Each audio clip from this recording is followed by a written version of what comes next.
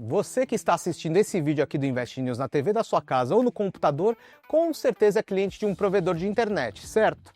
Pode ser Claro, Vivo ou TIM, as marcas mais tradicionais quando falamos de telefonia. Mas se o assunto é internet de fibra, outros nomes costumam aparecer com mais frequência. Giga+, Dextop, Brisanet, Vero. E não é por acaso. Hoje mais de 70% do mercado de fibra ótica no Brasil está na mão dos pequenos provedores regionais, conhecidos no setor como ISPs. Justamente por ser um mercado tão pulverizado, existe há anos a expectativa de que as grandes operadoras acabem comprando essas empresas menores, o que o mercado chama de consolidação. Só que essa consolidação, nunca acontece. As conversas até existem, mas na prática os contratos nunca são assinados. Questões como a qualidade das redes, o custo de integração e o valor justo por cada cliente acabam travando os negócios. E é exatamente isso que a gente vai entender neste Spotlight.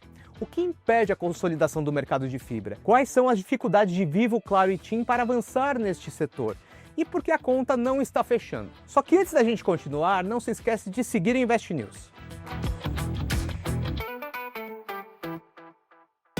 Durante anos, o mercado de fibra foi tratado como a grande mina de ouro das telecomunicações. A lógica parecia simples, uma internet muito mais rápida num país cada vez mais digital e com um consumo crescente de dados. Tudo apontava para um crescimento acelerado e sustentável. Mas para a fibra chegar em todo o Brasil era preciso muito investimento em rede e infraestrutura. E foi aí que o mercado se dividiu. As grandes operadoras, Vivo, Claro e TIM, naturalmente priorizaram as regiões mais populosas e mais rentáveis, como as capitais e os grandes centros urbanos. Na conta dessas empresas, não fazia muito sentido econômico investir em uma cidade de 50 ou 60 mil habitantes, por exemplo. Só que para as empresas menores fazia, e foi exatamente isso que aconteceu. A primeira onda foi formada por provedores bem pequenos, que atendiam poucas cidades e tinham algo como 10 mil clientes. Com o tempo, muitos desses provedores foram se juntando, comprando concorrentes vizinhos, crescendo regionalmente. Foi daí que surgiram grupos um pouco maiores, como Dextop, Giga+, Vero, Unifique, Brisanet e outros nomes que passaram a dominar regiões inteiras do país. Boa parte dessas empresas recebeu investimento de fundos de Private Equity. Para você que não conhece, Private Equity é um tipo de investimento feito por gestoras que montam fundos para investir em setores específicos, mas com um objetivo claro: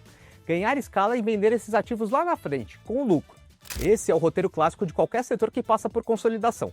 Pequenos viram médios, médios viram alvo de grandes e os grandes compram tudo no final. O problema é que no mercado de fibra esse último passo nunca aconteceu. Há anos existe a expectativa de que Vivo, Claro e TIM vão sair comprando esses provedores regionais, mas na prática nenhum grande negócio é fechado. O que existe hoje é um enorme mosaico de centenas de ISPs espalhados pelo Brasil. O resultado é um mercado altamente fragmentado, pulverizado e difícil de organizar. Para ter uma dimensão disso, o último grande movimento relevante do setor foi a fusão entre Americanet e Vero.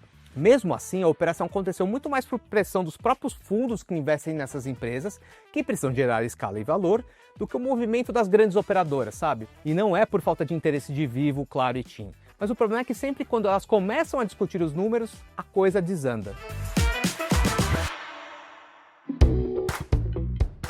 Nos últimos anos, as grandes operadoras até chegaram a entrar em negociação com alguns desses provedores médios. O caso mais conhecido no setor foi das conversas entre a Vivo e a Dextop, que duraram mais de um ano e terminaram sem acordo. Conversando com um executivo de uma grande operadora, ele me disse que essas negociações acabam travando por uma coisa: no fim das contas, quase nunca compensa desembolsar algumas centenas de milhões de reais para comprar uma ISP. E aqui vale lembrar por que as empresas fazem aquisições. Porque em tese é mais rápido e às vezes mais barato comprar uma estrutura pronta do que construir tudo do zero. O problema é que, no caso da fibra, essa conta muitas vezes não fecha. Há vários fatores que emperram esses negócios. As redes costumam ter padrões técnicos diferentes, o que torna a integração cara e complexa. Muitas vezes a área atendida se sobrepõe à cobertura que a grande operadora já tem, ou então fica longe demais da rede principal, o que exige ainda mais investimento. Outro ponto sensível é o churn, que é a taxa de cancelamento de clientes. Se o churn é alto, aquele ativo que parecia valioso começa a perder valor rapidamente. E tem ainda uma questão essencial: a base de clientes precisa gerar crescimento de verdade depois da compra. Na prática, o que muitas operadoras descobrem é o seguinte: você compra uma empresa com 500 mil clientes, por exemplo,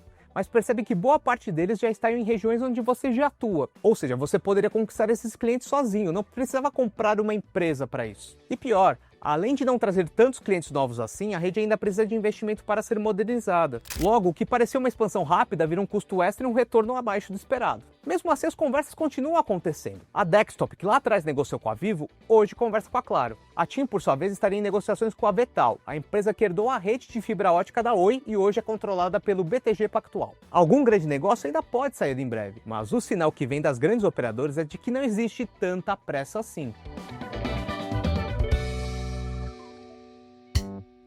Hoje, Vivo e Claro estão em uma posição relativamente confortável no mercado de fibra. Em 2025, a Vivo encerrou o ano com quase 8 milhões de clientes e a Claro com um pouco mais de 2 milhões e meio. As duas ainda estão crescendo num ritmo razoável. A TIM, por outro lado, está bem atrás nessa corrida. Tem cerca de 800 mil assinantes de fibra, atrás inclusive de operadoras médias.